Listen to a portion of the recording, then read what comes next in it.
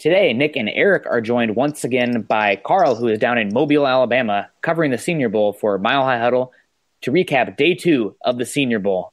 This podcast was recorded on the evening of January 24th. Things may have changed since then.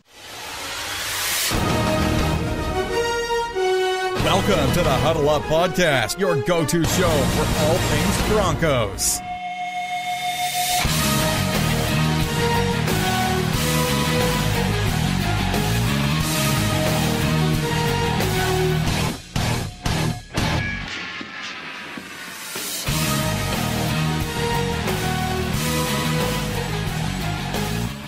Once again, Broncos country, it is time to huddle up draft style. I am your weekly host here, Nick Kendall, and with me as always, I have Eric Trickle, who's becoming a regular guest here on the Huddle Up show, and the man of the hour covering the Senior Bowl down in Mobile, Alabama, Carl Dumler. Carl, how are you doing? I am doing fantastic. It has been a great day. I got to pretty much stand right next to John Elway for a while. Nick Saban was right next to me at one point. It is, yeah. There's still those times. I think even other people, you see, as soon as like Nick Saban walked in the room, even like the big name guys were like in awe of who's standing next to him. So it's been great that way. Finally got my suitcase, so I can change my underwear. Very excited about that. I'm sure everybody else is too. Yeah. But yeah, so no, it's been a great day down here. Lots and lots going on. Oh my goodness. I can't believe how great of an experience this has been. That's awesome, man. I am very jealous of you still, but still living vicariously through you. I'm sure your phone has been blowing up every time you tweet. I am retweeting the heck out of it. So yeah, I see your Twitter followers have exploded too. Yeah. Thankfully, Chad has been helping me out with that just because I have so much information coming in. He's kind of been running my Twitter a little bit for me. Oh, okay. And so Then I check a little bit later and I'm going, oh man, I better answer a few things here. But no, he's been doing a great job with that and letting me keep my eyes on the field. Well, that's awesome. Eric, I would ask you how you're doing, but I don't really care. No one ever really does. How are you doing? I'm doing pretty good. Jealous of everybody that's down in Mobile. I'm really looking forward to trying to get down there next year. Hopefully I'm able to, but right now I'm still jealous. And I hate Carl because he's down there, so. Love you I too. can never hate Carl. I can never hate him, but I'm just like, I want to kill him. Yeah. Okay. Yeah, that's how we are. Well, the Huddle Up 2018 Draft Show's focus is all things that relate to your Denver Broncos as it pertains to the upcoming NFL Draft. With Carl, Eric, and myself as draftaholics, we will be bringing you fresh insight and analysis each and every week, maybe sometimes more than once a week. Player value, scheme and personnel fits, and general draft-related banter. We're here for you. Follow myself on Twitter at Nick Kendall MHH. Follow Carl on Twitter at Carl Dumler MHH. And follow Eric on Twitter at Eric Trickle for all your Denver Bronco draft needs and information because we tweet the heck out of all these events and have a lot of back and forth banter. I mean, right before we were doing this, Eric and I were in the chat room and we were literally going back and forth on defensive backs at the Senior Bowl, which we're literally always going back and forth at each other. It's like we have no lives. Guys, we have no lives. That's part of the thing of evolving as an analyst, though, is having those discussions that can grow you as an evaluator. Yeah, absolutely. You can also follow the podcast Twitter account at HuddleUpPod and Mile High Huddle at Mile High Huddle, ironically, where you can find all of our written content. And we're going to having scouting reports coming out and a lot of stuff from Carl from the Senior Bowl, which has been really great reads, Carl. I've really enjoyed those. And, of course, got to say we're a part. Yeah, they've been great. We are a part of Scout.com, an affiliate of the CBS Sports Digital Network. We know you football listeners are as Bronco and draft crazy as we are, so please give us a click and subscribe to us on iTunes, as well as Stitcher, and don't forget to share us on Facebook and Twitter. We wouldn't be here today without you listeners, so as a call to action, please go take the time and go to iTunes or Spreaker to rate and subscribe to let your voices be heard on how you enjoy the show. All right, Carl, well, now that we got the underwear question out of the way, that you have clean underwear with your suitcase, we can get to football. Right. And the South started off today. No, the North started off today. And that meant North. the Broncos were out there. And I got to ask, did you see the tweet from Nikki where Baker Mayfield hit that accurate pass in that netting and then Josh Rosen missed the apparatus completely? Did you see that one? That one was making the rounds around Twitter today. I did see it. I did see it, and it has made its way around the web for sure. I had a guy sitting next to me that is another Bronco rider, and he said he had a person that's a Dallas fan send it to him. He hadn't seen it or anything, and I missed that part of the practice, or I was at another part of it, and yeah, so it's making its way around the web for sure. I don't know. Did you see my video that I tweeted out with Allen throwing, and he overthrew the receiver by like 7 yards, right?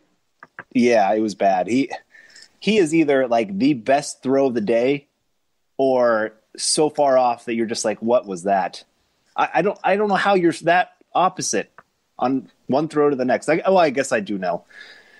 For him, here's the thing: deep throws, he was incredible today. There's no way to get around it. He had the best deep ball of any quarterback today. He had 2 throws to the corner of the end zone from about 40 yards out, right over the defender, right to the receiver, no issues.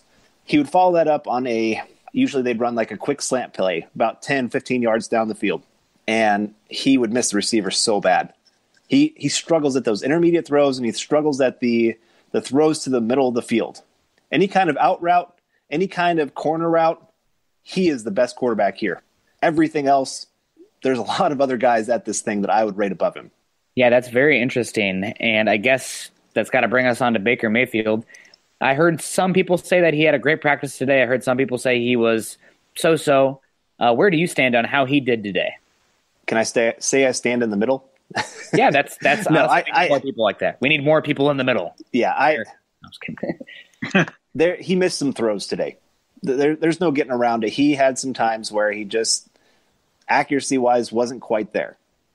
That doesn't mean he's not an accurate quarterback. I think there's 2 struggles right now. A lot, especially he is almost requesting that he plays from under center on almost every single rep. Other guys will play from shotgun. He wants to play from under center.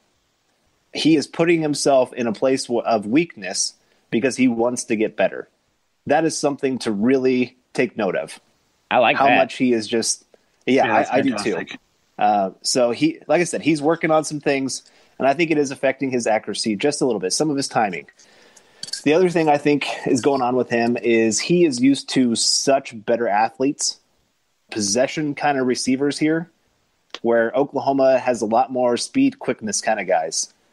And so you see on some of the slant patterns especially, he's expecting his guy to be a lot further down the field than he is. And so there's just a little bit hair of timing with some of those guys. I don't think that's an accuracy issue. I think that's more of a timing issue.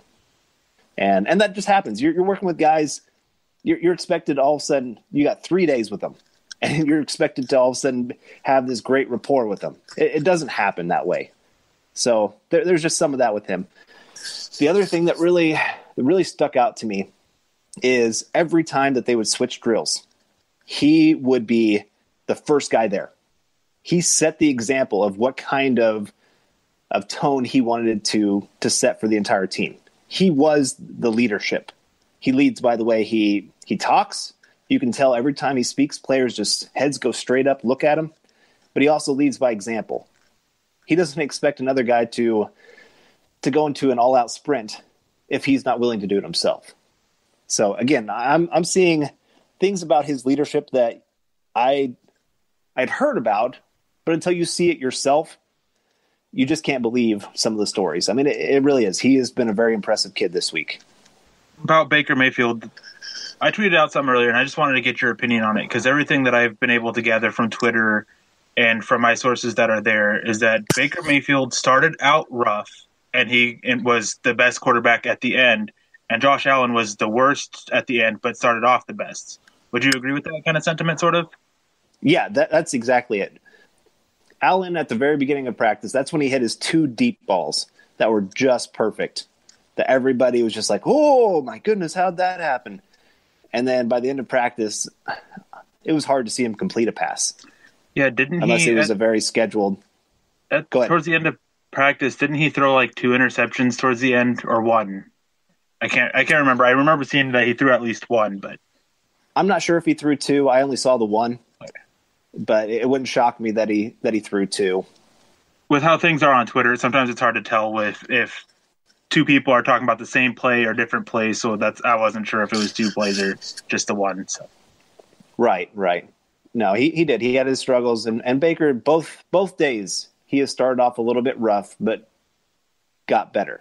And again, I think that's a great to not letting the little things early on get to him. Cover and prove the type of quarterback that he is, that he should be a top 5, top 10 pick kind of quarterback. I love that. There's just so many things that he has shown, even in his mistakes. He wants to go out there and show something. I have an article coming out here pretty soon about just some of my notes and my winners and losers of the day. And he was one of my winners in big part because of how he improved on his ability to his technique of just being under center.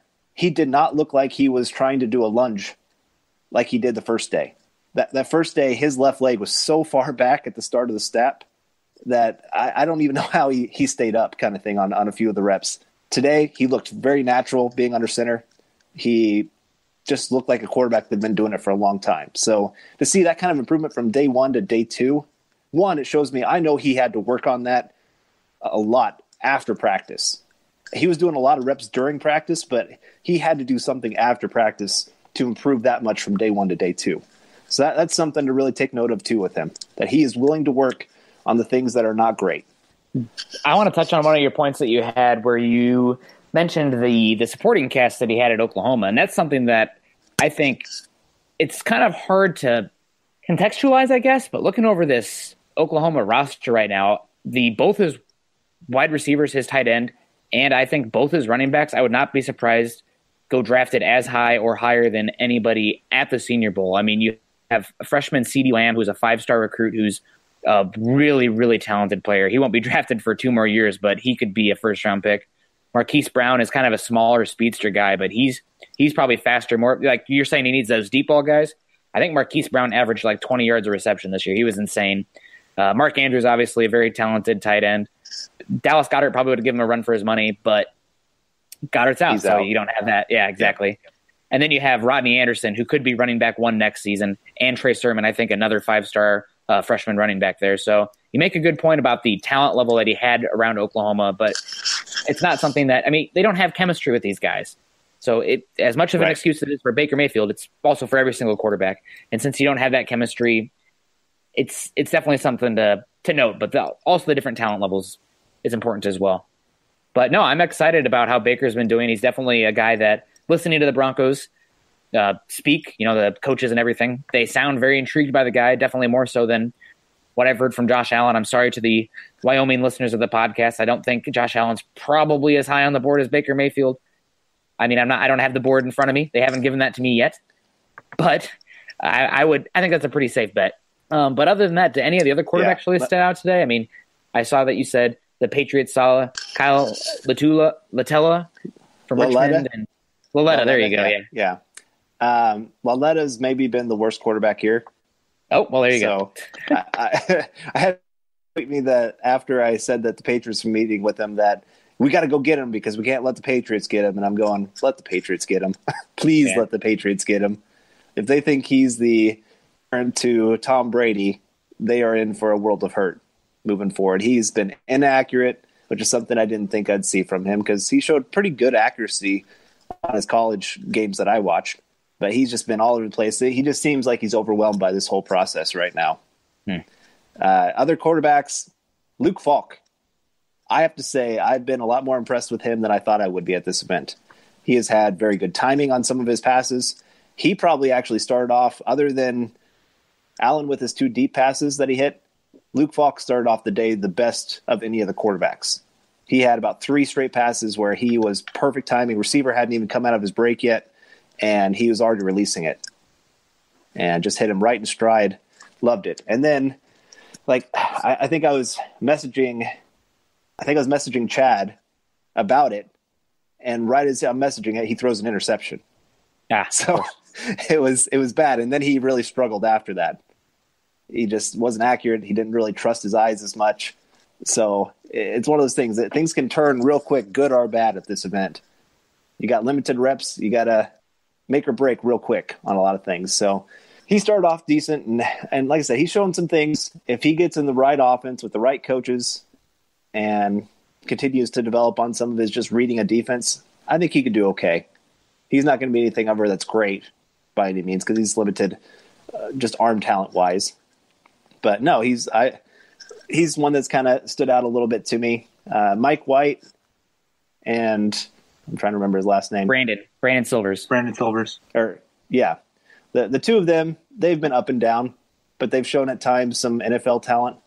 They've shown some good velocity on the football, some decent timing at times. Again, the word for the quarterbacks this week has been inconsistent. None of them have been from the start of practice to the end of practice, everything looking just great. They've had their struggles at different times. So, and like I said, there's so many reasons that could be happening. But yeah, other than Baker Mayfield, I'm not really seeing any guys that I'm saying, Broncos, go get this guy. Well, there you go. Have you heard anything, Eric? I actually wanted to talk about Kyle Aletta because you said that he's been one of the worst quarterbacks there. Mm-hmm. Everything else that I'm seeing on Twitter is talking about how great he's been. Huh. So it's funny because I actually tweeted this out earlier too, is that the tweets coming out from the Senior Bowl, you kind of have to watch it because it's with all the quarterbacks, it's with a lot of the players, is that one person's talking about how great they did this rep and another person's talking about how bad they did. And normally the truth's somewhere in the middle. Right. But, well, and this is the thing. When usually what has happened is they've seen maybe 3 or 4 reps of them in a row, and then they go and their eyes are looking somewhere else on the field. And so if they did really well in those 3 or 4 reps, then they're going to say good things about them. If they did terrible, they're going to say, oh, they had a terrible day. There's just so much going on. They have an entire field that they're dividing up groups, and you can't watch all of them at the same time. And so, like I said, even with my tweets, I like to think that I know what I'm looking at here, but I'm missing things. I've missed a couple of interceptions. Somebody said to me earlier, I was talking about a quarterback, and they said, "Oh, did you see that interception?" I said, "No, I was down watching the offensive line at that time." So it's just, like I said, it's just overwhelming. You gotta learn to focus on what you want to focus on, and kind of be okay with missing some of the other, and just kind of divide up your days of, today I want to watch the offensive line. Okay, go do that. It just, like I said, you can't watch everybody and get a great opinion on them all in one day. Yeah, that's where it would be great to have multiple people from Mile Huddle down there, is that we could split it up and watch focus on one certain thing for everybody. But yeah, definitely with all that stuff going on, it's definitely hard for one person to catch everything. Right. Dibs on the big uglies. Me and Bill Collar going to go at it. We're going to go wrestle some bears. And I wanted to talk. Let's just jump into that then. All right, the big uglies, because this is a good group, and I think this is a group the Broncos have been paying very close attention to. And I want to start off Harrison Phillips of Stanford. Let's start with that guy, because he is one of the bigger name guys for the defensive line, especially. He has probably spent the most time with Bill Kollar of any of the players here. He is like just on his hip pocket every practice, asking him questions, trying to work on hand technique with him. And I don't think I've seen Kollar yell at him yet, which is that says something about the kid. Kollar yells at everybody, and I haven't seen him yell at this kid. He shows great technique. He shows great hustle. He's just everything you want in a player like him. I've really been impressed with him. And then somebody you had asked me yesterday about Nick was BJ Hill. Yes. So I watched him a little closer today. I'm trying to come up with the best nickname for him, and I thought either Wreck-It Ralph or Wrecking Ball. I like both. One of the two, because everything he hits is wrecked. Oh, my goodness. He just destroyed people today.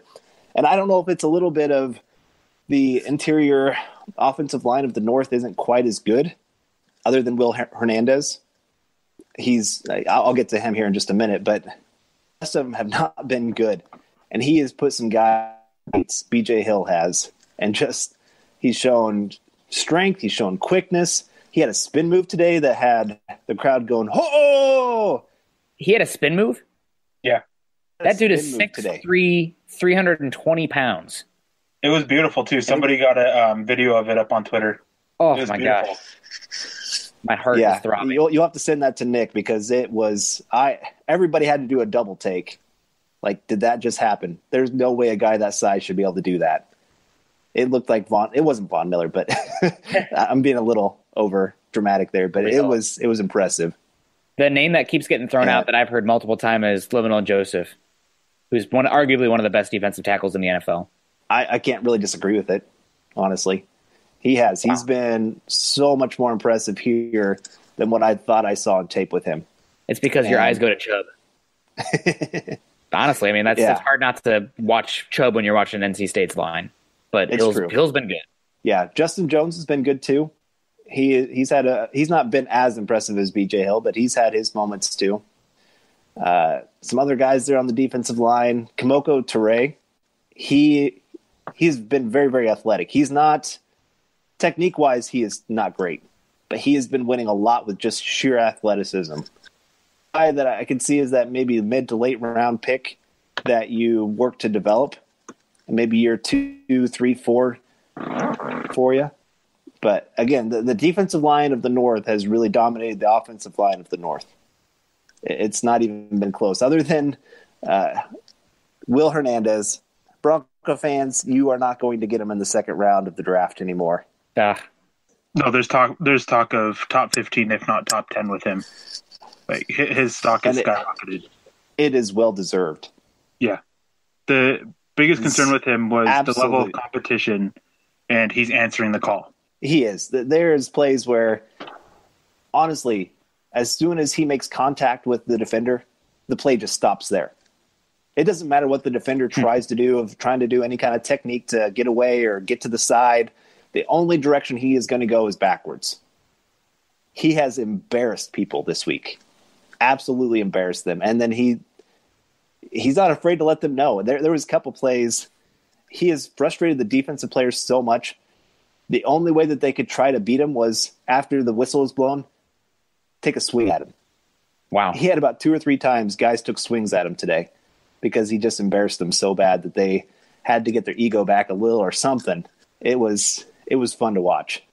That's awesome. Yeah, he's somebody that's really definitely impressed me from what I've seen, and I was hoping that Broncos would have a chance at him in round 2, but that dream needs to be killed, unfortunately. I mean, obviously something could happen. He could fail a drug test or, et cetera, but right now he looks like a round 1 guy at guard, and he's not going to challenge Quentin Nelson, but he probably could be as good as any guard that's come out in a bit.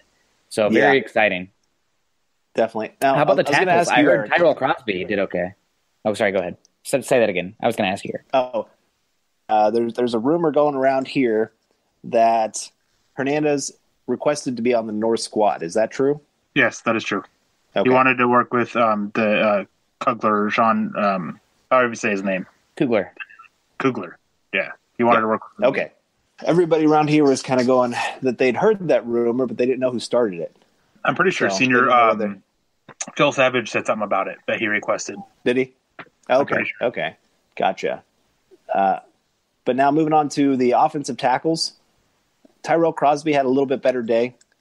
He still lost a couple reps, especially when he went up against, I always get this name wrong, Okoronkwo. You got it. Okoronkwo. You got it. Okoronkwo. There we go. But he's pretty much dominated everybody. He's been a guy that I've just been very, very impressed with. But Crosby, like I said, otherwise he held his own today. They put Crosby next to Hernandez most of the day. Wow. And that was defense. that was unfair. Huh. That was absolutely unfair to do that. They opened up some massive holes. So they were fun to watch. Another guy that was really very impressive to me today was Brett Toth, the Army offensive tackle. Calm down, Eric. He is very, very impressive. He has, of all the offensive tackles, he has the best technique of any of them. Wow.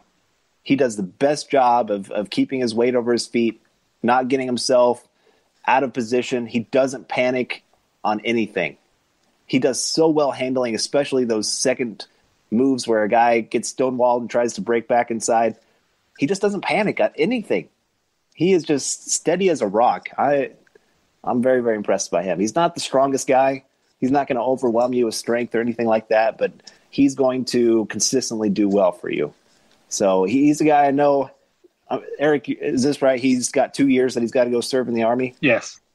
He has to serve 2 years of active duty. Right, okay. Nick was actually the one who he's a guy that brought that to my attention. Yeah. I forgot about it. Okay. Right. So there is that, but he is worth it. Yeah. He's one of those guys, save him for a later date, use a late round pick on him, and you're going to get maybe second or third round type value for him after his 2 years of active duty.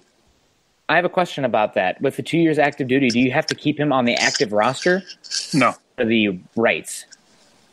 He would be signed, and he goes onto the reserve active duty list or something like that. Ben Garland was on it for a while when he had to have active duty. Because if he had to be like on the active 53 or something, that would really suck for him. Yeah, no, that's not the case. Okay, good. Good. That's fair.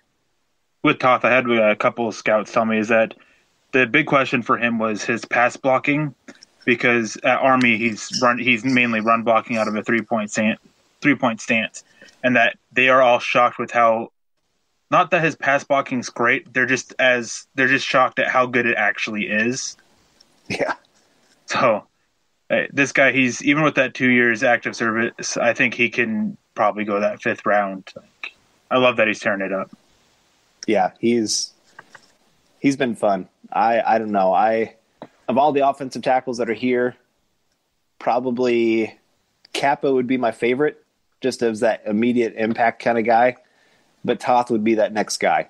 Have you not been impressed by Noteboom at all? I have been. I do have him in my notes for the South team. We haven't quite got to the South team yet. Yeah, he is in my notes. He's had some impressive moments. He just a couple times he gets himself out of position. Yeah, he lunges, but the frame and the athleticism I think are there, and the power. Yep. There's a video going around of Shaquem Griffin just owning Noteboom, and it is outstanding. Not so much for Noteboom, but for just what Griffin brings to the table. Griffin, I listened to I sat in on one of his interviews today, and what they're asking him to do and how well he continues to perform is just outstanding. I am so heated that he's not invited to the combine. Yes. He talked about that. He actually called them. He said that he called them to ask if that was true because he had heard the rumor that he wasn't invited. And they said, yes, it is true. You have not been invited. You're on a waiting list. If other guys drop out, we'll include you. That's such a BS. That's BS. We're going to keep it PG here, Eric. It is. And he handled it well. I was very impressed at his demeanor when he was asked the question about it. He's just like, well, it is what it is, and I'll just keep moving forward. Oh, man. So, but he's a cool guy. He said that so far in practice, he's been asked to play defensive end, off-ball linebacker, and safety. Yeah. And special teams. Yeah. He pretty much played everything. And there was a rumor going around that one of the coaches went up to him and not sure if the coach was being serious or not, but was talking to him about going out and playing boundary corner. So I'm pretty sure it's just them joking around with how much they're doing with him. But if they do, that would just be hilarious. They might as well. And I'm sure he'd do decent at it. I don't think he'd be great, but he's actually, I'm pretty impressed at his awareness. That's something that's really stuck out. He's usually the first guy to react to a play if it's going off the opposite side of the field. He is hustling to that side of the field to go try to make a play. When it's coming his direction, he's right there. He had a deadly spin move today, guy that just left the guy in the dust.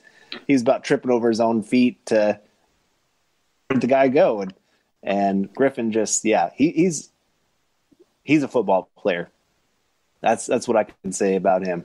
That's so awesome. I really hope that he does get a chance at the combine just because he definitely has earned it. But speaking about off-ball linebackers, a guy that I've heard some buzz on back to the North roster here, Fred Warner from Brigham Young, BYU. He's measured in 6'3", 235, so he has that good size for that off-ball linebacker. And people are saying he's flying around. Can you confirm, has he been that impressive so far, or is he somebody that's kind of nondescript for you to date? I don't have any notes on him so far, although I haven't really watched much of the off-ball linebackers other than when they've done some drills where they've been asked to cover tight ends and running backs. And there's a couple guys there that made a couple plays, but for the most part, the off-ball linebackers have been getting burned in those drills bad. Now it sets up for them to fail. Yeah. They're not as athletic. They're asked to play in a lot of space. And the reason it's they're not done linebackers. well for them. There's a reason they're Yeah. so. But no, tomorrow getting a little bit more time looking at off-ball linebackers. But so far, He's that's kind of been a group. They take them. Yeah, they take them off into a whole new section. I've been watching a lot of the trenches and the quarterbacks because that's kind of been where I think the Broncos are looking a lot too. I know they're looking off-ball linebacker too, but like I said, that's more of tomorrow for me. Yeah, for sure. But looking over the running backs and wide receivers, what are you thinking about there? What has caught your eyes? I know that's kind of more of your bread and butter.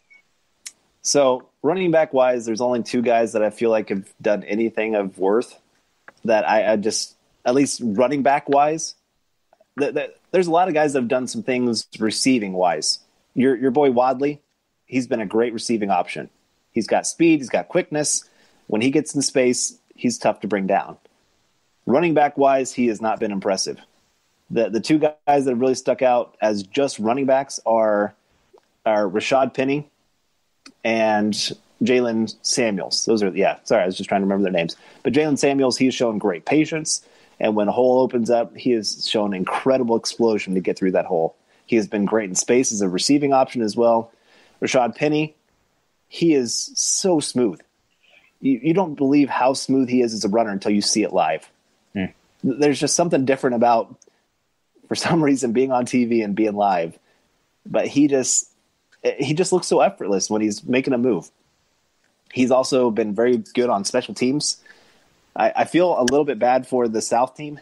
About half their practice seems to be special teams play. I don't know why they're doing that. I don't know. I mean, I guess it makes sense for the Texans. Teams. The Texans have only late picks, so they're probably looking for immediate special teams help there. That's true. That could be a big part of it. I don't know, but I feel like they're doing a little bit of a disservice to some of their players. But no, he's looked good as a special teams returner. I don't know. Those are the only two running backs that I'd really say I wouldn't mind the Broncos going and getting. All right, well, we still have some to get to, but first we got to talk to you about our VIP flash sale that we are giving right now. We're running a 5-for-1 sale. Get 5 months of Mile High Huddle Premium for the price of one. The Huddle Up podcast is an extension of what we do at milehighhuddle.com. Our approach to covering the Broncos isn't just about reporting the news. Everybody does that, and in fact, most sites stick with the news wire. What we focus on is breaking down the Broncos in depth, whether it's all 22 film reviews, X's and O's, deep dives on player evaluation, and now, leading into the offseason, the NFL draft and free agency analysis. We save our best and most in-depth content for our VIP subscribers, our premium members. To become a Mile High Huddle VIP and get access to 100% of our written analysis, just click the green banner on top of the website. Click the monthly option and you'll be locked in for 5 months, which will take you all the way up until almost the start of training camp. And if you choose to stay with us as VIPs, it'll only cost you about $5 per month. Premium Cup of Joe. From there, you get access to everything we produce, which includes any insider information we pick up along the way, including what we learn about Denver's intentions as it pertains to the NFL draft. We work hard to bring you the best Broncos coverage and analysis on the web, and we are asking you for your support by becoming a VIP subscriber, and now's the time with our flash sale. Pull the trigger, and you have my word, you won't be disappointed. Just to kind of give our listeners a taste of what VIP can bring to you, today I was talking to a Browns pretty decent person within the Browns, and this is what I was told. They are planning on going Sam Darnold with the number 1 pick, and they will not trade that number 1 pick. They will take a quarterback with it. Right now, Sam Darnold is their top pick, though. So as many people I know, Josh Allen has been kind of the talk of, some people have said that's who the Browns really want. Nope, it's Sam Darnold. Very disappointed. Yeah. Wanted him as a Bronco, but it is what it is. Well, what can you do? And then with that 4th pick, I better not say anything. But moving on, wide receivers. Yeah. So wide receiver-wise, a guy that really stuck out today that was not great yesterday, Jamon Moore of Missouri. He is quick. He's got the long speed to beat you deep. And today, yesterday he had terrible hands. He beat a lot of guys with his route running. But he just dropped pass after pass after pass and just wasted such great opportunities. Today, he took a full advantage of his time of winning his routes. A very, very impressive kid. The other guy, James Washington, he has dominated this thing. He had a couple early drops today, which he didn't have yesterday. But after that, he got right back to where he was. Great hands, great route running, good long speed. Just did everything that you could ask for from a wide receiver. The only problem for him is he's on the South squad that doesn't have quarterbacks that can get him the football. Ah, of course. And Michael Gallup, I've heard, has been doing pretty well also for the Colorado people in here. He's been okay. I haven't been as impressed. He's dropped a lot of passes. Oh. And even when he's caught some passes, they've been where he had to re-catch it because it hit off his hands and he had to re-catch it. And to me, in the NFL, those aren't going to be catches. You don't usually have that opportunity to readjust. You're not running against air. You're having somebody come and hit you as you're trying to bumble to catch that football. So, like I said, I haven't been as impressed with him as I've heard some other people have been. But I'm a big stickler on you catch it the first time, you run good routes, you have good feet. I just the little details, and he hasn't had it. Well, that's too bad. With Gallup, though, he was the – I actually find this kind of cool is that he was the fastest player yesterday, clocked at like 20.6 miles per hour or something like that. And it wasn't when he was running deep. It was just after he came out of a break that they clocked him at that. I find that ridiculous. Did you see how fast Josh Allen's speed today off one of his fastballs was? No, I didn't. It was like 61 miles an hour. Oh, my God. Jeez. That's breaking fingers fast. That's why there's all those drops, man. Yeah, he had one throw to Michael Gallup that most of us thought Gallup was going to catch it in his face mask because he barely got his hands up and it knocked him to the ground. It was crazy. So I do feel for the receivers here. They are having to catch some fastballs, that's for sure. There were two receivers that I wanted to ask you about, and one of them we've talked about before on the podcast, and that's Allen Lazard, because we were talking about how good his hands are, but everything I'm hearing is that he is having drop after drop after drop at the Senior Bowl. He has been terrible. Yeah. Route running, rounds everything off. He's slow out of his breaks. He doesn't have long speed to separation. He has been terrible. He got yelled at by the Bronco coaches so much today. He did one drill where they were having to run through some cones, and the coaches kept going, "Get your eyes up, stop loans." And the face mask tried to get the point across that he was looking down too much. So he's been terrible. He's been one of my worst performers at the Senior Bowl so far. I feel vindicated. I was right. Dang it. I know. Dang it. That's a shame because I felt with a good week he could have risen into that late third, early fourth round, but now I think he's going to stick in that fifth, sixth round, if not drop lower. The other receiver I wanted, it very much could be. The other receiver I want to ask about is my guy. I think he's a sleeper. He didn't have the production at Kansas State, but that's Brian Pringle. And he brings it on offense. He brings it as a returner. And everything that I've gotten from guys that I have down there and what little bit I've seen on Twitter is that he is doing extremely well. He definitely is. He has made a name for himself here. I've heard him mentioned by a few different people. He's got some great route running. He's got some great long speed. The passes that he should catch, he's caught. He's had a couple others that I was really hoping he'd make the great catch that he missed. But otherwise, he's just been very, very consistent on everything that he's done. That's great to hear for a guy that I have as a sleeper. Before I kept having him in like that 6th or 7th round to Denver because they need a returner because Isaiah McKenzie's not it. And now I don't think Pringle will be there. His stock is rising. There's no doubt about that. He's a little bit older, though. I think he's like 25 or 24 already. He'll be 25 in November. So, yeah, he is a little bit older. Position. No. All right, and then we probably should move it along because we're already going longer than we wanted to.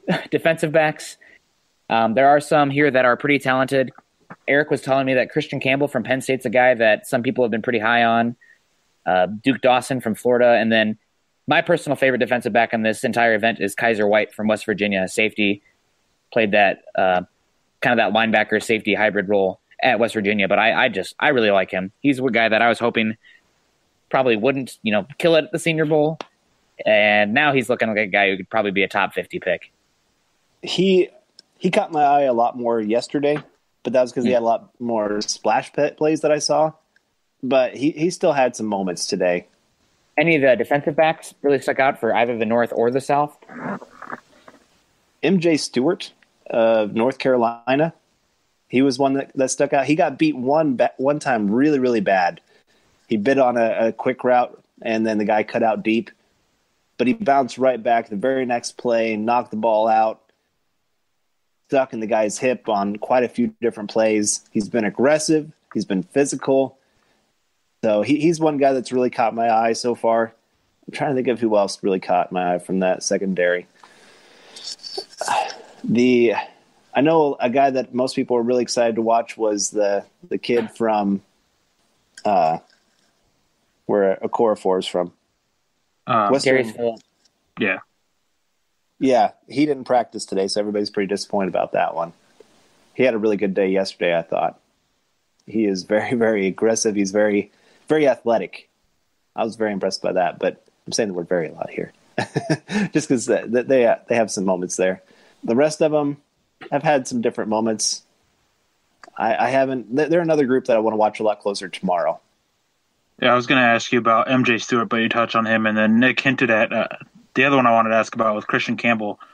There's been a lot of talk that he is really improving his draft stock. He had a great year last year, and his play kind of fell off, and so people were thinking that maybe third or fourth round, but they're saying that his Senior Bowl performance has raised him back into top 50 consideration. What do you think of that kind of talk and stuff? Christian Campbell, yes. He is another one that I was sitting next to a couple guys, and we kept saying, who's that number one? Because I think that's what his number is here at the Senior Bowl. And, yeah, he made some nice plays. He had a couple – he has terrible hands. He dropped like 2 or 3 interceptions, which means he's there to make the play. But you got to finish it off. Yeah. So that would be my only thing about him was just finish some plays off. He'd be the talk of the town if he had hands. That's why he plays cornerback. Pretty much. It was a pretty famous saying with him today. Yeah. Well, the last guy I want to ask on, and Eric might have some questions for you, but the last guy I want to ask on is, did you catch that Jordan Atkins catch, the tight end from UCF? Apparently he had the catch of the entire Senior Bowl today so far, a one-handed catch in the end zone. I did not see that one. Oh, okay. It was in the red zone, but he had one where he just reached out with that one hand and just snagged it with one hand. And he's got good size. He's more of a move tight end, but 6'3", moves very well. So Broncos are on the market for a tight end. So he's somebody that I'm interested in to see how he does throughout this process and tests at the combine as well. I'll try to keep a closer eye on him tomorrow. Tight ends, they've kind of been hit and miss of whether they stick out or not. They haven't really been getting a whole lot of separation. Ian Thomas has run some really, really good routes. Otherwise, he hasn't had great hands, though. Yeah. Like each of them, there's something you can point to and say, ooh, I don't like that. But there's something that you can point to and say, oh, not too bad. It's a quantity over quality tight end group this year, it feels like. It is. Yeah. I guess I kind of lied. The other guy that, real quick, that I saw some people talking about that I'm interested in, especially because the Broncos tend to like players from this school, Kylie Fitz from Utah. He looked like he was wrecking some fools today for that South roster. So he is one of the best high-effort players at this thing. Awesome. He's 100% all the time, every play. It's crazy watching him. He's a little bit limited. I watched him trying to bend around the edge on a couple plays, and it just wasn't there. They ran some drills of them trying to run the circle. I thought he did some of the worst. I thought there were some defensive tackles that did better than him on some of that. But otherwise, like I said, he's a high-effort guy. He's going to be a coach's best friend. They're going to love what he brings to the team. Back to offensive line.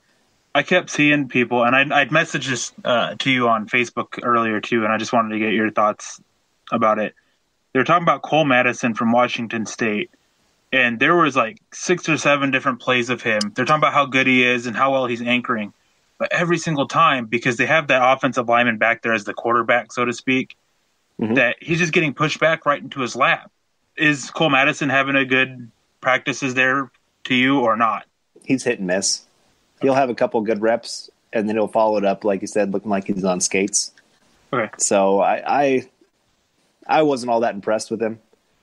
I'm kind of going, I don't see the hype that some others, like you said, there are some people that have loved what they've seen. I'm not one of them. He's just another guy. Yeah. I guess a jag. And it was, I can't remember how many it was, but 6 or 7 different ones. And I was able to tell because they were always a different defensive lineman, always. And it's just, I don't see how you can think that that's good and anchoring when he's sitting a foot in front of the offensive lineman that's supposed to be the quarterback. And the last question I have, and probably the most important question of this whole podcast, is how many great practices have you heard from Vance Joseph so far? I've only heard a couple. He is kind of one. I've been impressed with how the Broncos have ran practice. I think that they've been the better practice team of the two. I know people say they get tired of hearing him talk about practice, but I do think he actually runs a pretty good practice. Yeah. I have really appreciated, he talked about at the end of the year where he wanted to be more of, I'm going to be here to coach the coaches, and then the coaches are going to be the guys to coach the players. And I think he's done a good job kind of almost, I always remember watching this with Kubiak when I went to training camp. Kubiak would more do I'm going to stand 20, 30 yards away from the play, take notes, and more, I'm going to tell my coaches what I want them to tell the players. And they'll stand at midfield and just kind of watch everything and just kind of be that manager that lets his guys lets his coaches go coach. And they've done a really good job of that. I've been our new offensive line coach, our new wide receivers coach. Both of them have been great teachers. Such a great job of taking guys, telling them, hey, this is what I'd like you to do this next play. And then watching that guy do it and then coming back and saying, hey, see, that's why it works. And so both those guys have been very, very impressed. And, of course, Bill Kollar, he's been great. Herring was the guy that was cussing up a storm today. Oh, my goodness. He was so mad at some of the linebackers. I love it. I got a little potty mouth myself, so I can relate. Yeah, the Broncos coaching staff is there's a lot of editing that they probably have to do with the NFL Network when they're broadcasting some of this. That's okay with me. All right, well, it's been a long day for everyone. Maybe not Carl. No, he's just eating it up. He doesn't sleep anyway, so I'm not too worried about him. But we're going to wrap this up so that way he can prepare for tomorrow for his last day of practice. I know Vance Joseph and Carl are probably equally sad about that. But that's going to wrap up this episode of the Huddle Up 2018 NFL Draft Podcast. You can find Carl, and you should follow Carl on Twitter, at Carl Dumler, MHH, Eric, at Eric Trickle, and myself, at Nick Kendall, MHH. Also, make sure you head on over to Mile High Huddle, an affiliate of Scout.com and the CBS Sports Digital. You can also find ours and our co-writers' articles, not just related to the draft, but all things Denver Broncos, over at Mile High Huddle. You also should follow the Huddle Up Podcast by subscribing to us on iTunes and for Android users, Stitcher, as well as check us out on YouTube. Follow us on Twitter, at Mile High Huddle, and at Huddle Up Pod. Again, please be sure to subscribe and rate us and reach out to us as we love interacting with you fellow Bronco fans, especially as it pertains to the NFL Draft. For Carl Dumler, Eric Trickle, I'm Nick Kendall wrapping up this episode of the Huddle Up Draft Podcast. We hope you enjoyed it, and we will see you tomorrow, probably. Maybe. We'll see. Depends if Carl's alive still. Get some sleep, Carl. All right. He does have clean underwear, so he's been recharged. That's gonna be that's your shtick from now on, Carl. I'm sorry, you're the underwear guy. That'll wrap this up, though. Thanks for tuning in. Go Broncos and go draft. Mile High Huddle.